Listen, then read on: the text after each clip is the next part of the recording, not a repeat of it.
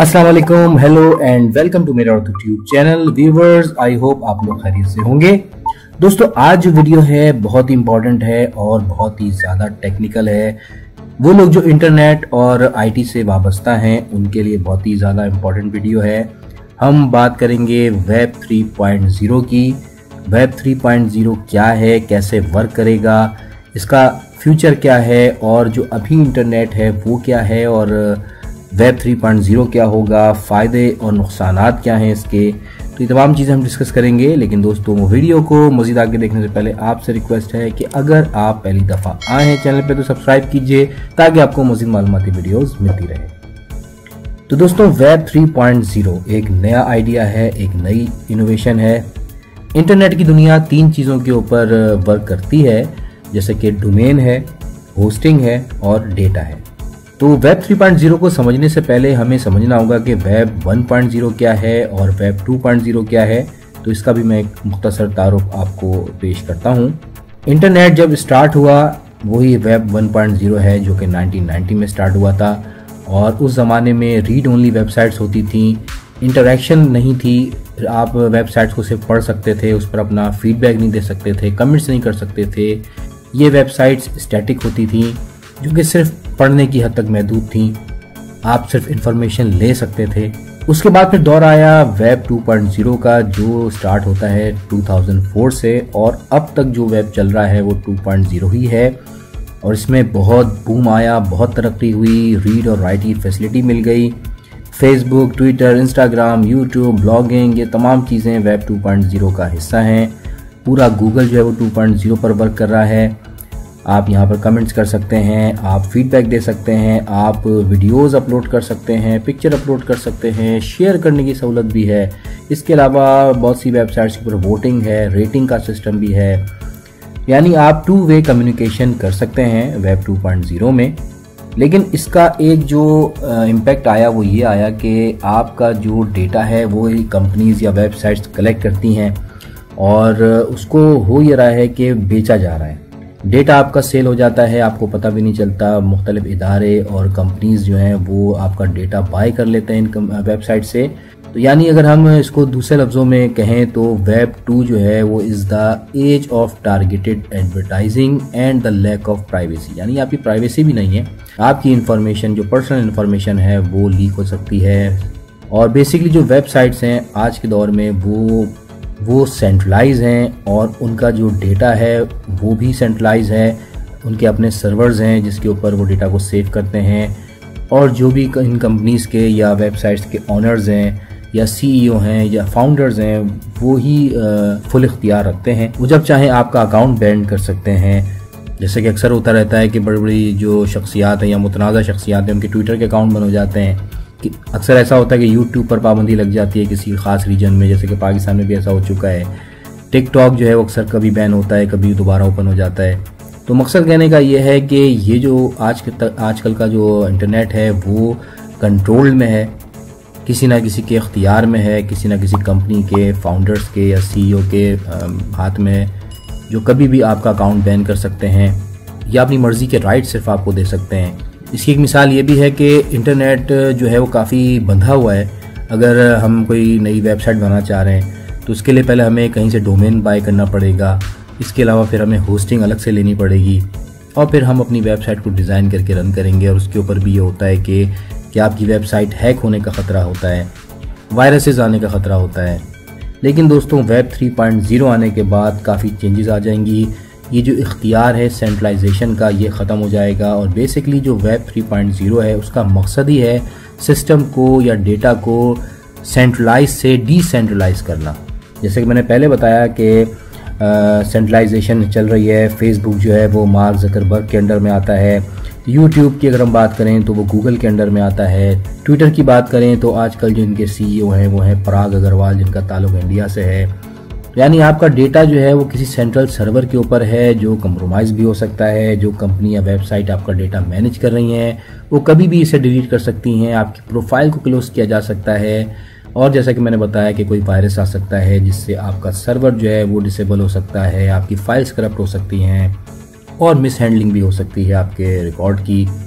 तो ये चीज़ आपके लिए काफ़ी पेनफुल साबित हो सकती है। तो वेब 3.0 आने के बाद हम ये कॉन्सेप्ट जो है वो कम्प्लीटली चेंज हो जाएगा और यानी जो डेटा है वो आपका वो किसी एक ऑनर के पास नहीं होगा या वो सेंट्रलाइज नहीं होगा, बल्कि उसके सब ऑनर होंगे या कोई भी ऑनर नहीं होगा। अब ये बड़ी सुनने में आपको अजीब सी बात लग रही होगी, लेकिन मैं थोड़ा इसको डिफाइन करने की कोशिश करता हूँ, मज़ीद क्लियर करता हूँ। आज अगर हम कोई डोमेन ख़रीदते हैं तो हमें उसको अपने नाम पे करने के लिए GoDaddy से रब्ता करना पड़ता है या कोई और डोमेन वेबसाइट्स हैं वहाँ से हम डोमेन बाय करते हैं। लेकिन इन दी एंड होता यही है कि वो डोमेन आप कहीं से भी बाय करें, वो एक जो मेन वेबसाइट है या कंपनी कह रहे हैं ICANN के ऊपर वो रजिस्टर्ड होता है। वो चाहें तो आपका डोमेन ब्लॉक कर सकते हैं, यानी उनके पास इसका पूरा एक्सेस होता है। तो अगर हम वेब 3 का बुनियादी जो कॉन्सेप्ट है उस पर गौर करें तो ये बेसिकली एक ब्लॉकचेन टेक्नोलॉजी है। और ब्लॉकचेन क्या है इसके बारे में ऑलरेडी मैंने एक तफसीली वीडियो बनाई हुई है, जिसका लिंक भी मैं डिस्क्रिप्शन में दे दूंगा, आप देख सकते हैं, मज़ीद आपको क्लियर हो जाएगा। और ब्लॉकचेन एक डिसेंट्रलाइज प्लेटफॉर्म है जो बहुत ज़्यादा सिक्योर होता है। तो वेब 3 में वेबसाइट्स डिसेंट्रलाइज होंगी, इनका कोई एक ऑनर नहीं होगा, कोई एक अथॉरिटी ना होने की वजह से इसे कोई एक फर्द चेंज भी नहीं कर सकेगा, बल्कि पूरा नेटवर्क जो है उसके जितने भी यूजर्स हैं वो इसके ऑनर होंगे। वेब 3 में आपको डोमेन लेने के बाद हर साल इसे रिन्यू भी नहीं करवाना पड़ेगा, बल्कि एक दफ़ा आप फी पे करके लाइफ टाइम के लिए उसे यूज़ कर पाएंगे। यानी इसमें जो आपको होस्टिंग मिलेगी वो सर्वर लेस होस्टिंग होगी।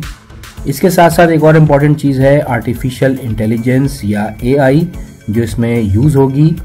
इसकी मिसाल मैं आपको इस तरह देता हूँ कि जैसे अभी हम कोई भी चीज़ सर्च करते हैं गूगल पे या किसी भी सर्च इंजन के ऊपर, तो हम वर्ड्स टाइप करते हैं या हम टेक्स्ट लिखते हैं या हम इवन अपनी आवाज़ से हम कोई सवाल करते हैं तो जो है आपको सर्च रिजल्ट्स मिल जाते हैं।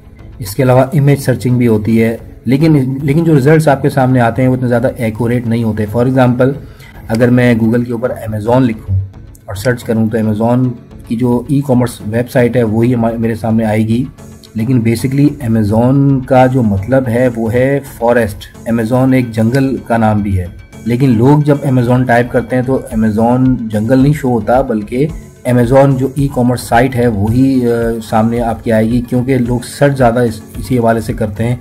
लेकिन अगर मैं जंगल या अमेज़ॉन फॉरेस्ट को सर्च करना चाहूँ तो मेरे सामने एक्यूरेट रिजल्ट नहीं आएगा। तो वेब 3 के अंदर ये टेक्नोलॉजी या सर्च इतना ज़्यादा एडवांस हो जाएगा कि एक्यूरेट आपको रिजल्ट मिलेगा। यानी वेब 3 जो है वो सिमेंटिक बेस होगा और यहाँ पर इंटाइटीज़ जो हैं वो सर्च होंगी, यानी चीज़ें सर्च होंगी। तो अब तक जितनी गुफ्तगू मैंने की इसमें ये साबित हुआ कि वेब 2 में आप एक प्रोडक्ट हैं जिनसे कंपनीज फ़ायदा उठाती हैं, जबकि वेब 3 में आप खुद ऑनर होंगे। अच्छा, एक और इंटरेस्टिंग चीज़ बताऊं वेब 3 के हवाले से कि अभी जो है यूट्यूब जैसे है, इसमें हम कोई चीज़ सर्च करते हैं, वीडियो हम साइट पर अपलोड करते हैं, तो हमें अपलोड करने पे या वीडियोस वॉच करने के ऊपर कोई बेनिफिट नहीं दिया जाता, बल्कि उल्टा एडवर्टीजमेंट देखने को मिलती है। लेकिन वेब 3 में ये होगा कि जब आप वीडियो साइट्स के ऊपर वीडियोस अपलोड करेंगे या वॉच करेंगे तो उसके ऊपर आपको टाइम कंज्यूम करने के ऊपर टोकन मिलेंगे एज ए रिवॉर्ड, और उस टोकन की मॉनेटरी वैल्यू होगी। आज अगर हम किसी वेब ब्राउज़र पर कुछ सर्च करते हैं तो हमें उसके बदले में कुछ नहीं मिलता, लेकिन डिसेंट्रलाइज वर्ल्ड में अगर हम बात करें तो एक ब्राउज़र ऐसा भी है जिसका नाम है ब्रेव ब्राउज़र। उस पर अगर आप कोई सर्चिंग करते हैं तो उसके ऊपर आपको टाइम कंज्यूम करने के ऊपर टोकन मिलते हैं, जो कि जाहिर है कि क्रिप्टो टोकन्स होते हैं और उनकी मॉनेटरी वैल्यू होती है, यानी आप अर्निंग भी करते हैं। तो वेब 3 एक एडवांस प्लेटफॉर्म बहुत जल्द हमारे सामने होगा। वेब 3 में जो ट्रांजैक्शंस होंगी उसकी एक मिसाल मैं आपको देता हूँ। फॉर एग्जांपल आप अमेज़ॉन से या किसी भी ई-कॉमर्स वेबसाइट से कोई चीज़ बाय करना चाहते हैं तो आप अपना मोबाइल नंबर देते हैं, अपना बैंक अकाउंट नंबर मेंशन करते हैं, अपना नाम देते हैं, यानी अपनी जो पर्सनल डिटेल्स हैं वो आप कंपनी को देते हैं, तो फिर आपकी डीलिंग होती है। लेकिन वेब 3 में ऐसा नहीं होगा। आपकी रियल आइडेंटिटी आपसे नहीं पूछी जाएगी, बल्कि आप जो है वो एक अवतार के ज़रिए डीलिंग करेंगे। आपका क्रिप्टो वॉलेट होगा, आपकी एक मेटा आईडी होगी जिसे आप यूज़ करेंगे और कोई भी बाइंग और सेलिंग इस तरह आप कर पाएंगे। आपको अपनी पर्सनल डिटेल्स देने की कोई ज़रूरत नहीं होगी। तो वेब 3 के अंदर NFT भी है। NFT के बारे में एक डिटेल वीडियो भी ऑलरेडी मैंने बनाई हुई है, जो आप डिस्क्रिप्शन में जाके देख सकते हैं। इसके अलावा वेब 3 के अंदर जो है गेमिंग टोकन्स मिलेंगे आपको, मेटावर्स भी होगा। मेटावर्स के बारे में भी एक डिटेल वीडियो बना चुका हूँ, आप ज़रूर देखिएगा। एक और इम्पॉर्टेंट चीज़ यह है कि वेब 3.0 के अंदर पेयर टू पेयर ट्रांजैक्शंस होंगी, मिडिल मैन का जो तस्वुर है उसको ख़त्म किया जाएगा। तो काफ़ी एडवांस टेक्नोलॉजी वेब 3 की सूरत में हमारे सामने आने वाली है और ज़्यादा दूर नहीं है। 2 से 3 साल में ऐसी बहुत सी वेबसाइट्स और ऐप्स आ जाएंगी जो वेब 3 के ऊपर बेस्ड होंगी और 5G टेक्नोलॉजी भी इसका एक तसलसल है।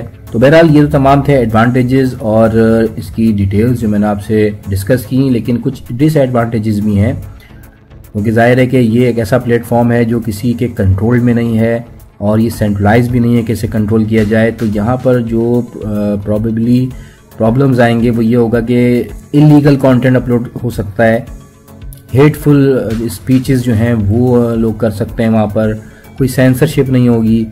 तो फ्रीडम ऑफ स्पीच के नाम के ऊपर यहाँ पर मिस इन्फॉर्मेशन या डिस इन्फॉर्मेशन भी फैलाई जा सकती है जिसे कंट्रोल करना बहुत मुश्किल होगा। तो इस चीज़ को भी कंट्रोल करने के लिए कोई ना कोई स्टेप ज़रूर लिया जाएगा। तो इस हवाले से पॉलिसीज़ भी बन रही हैं और बैक हैंड पे काफ़ी वर्किंग चल रही है, लेकिन बहरहाल फ्यूचर जो है वो वेब 3 का ही है और ये टेक्नोलॉजी अभी मुकम्मल तौर पर आई तो नहीं है लेकिन आ रही है। लेकिन हमें क़ब्ल अज़ वक्त इन चीज़ों के बारे में इल्म होना चाहिए ताकि हम आने वाले वक्त में इसको अपने तौर पर सही मायनों में अडॉप्ट कर पाएँ। तो दोस्तों ये थी इन्फॉर्मेशन एक तारुफ वेब 3.0 का।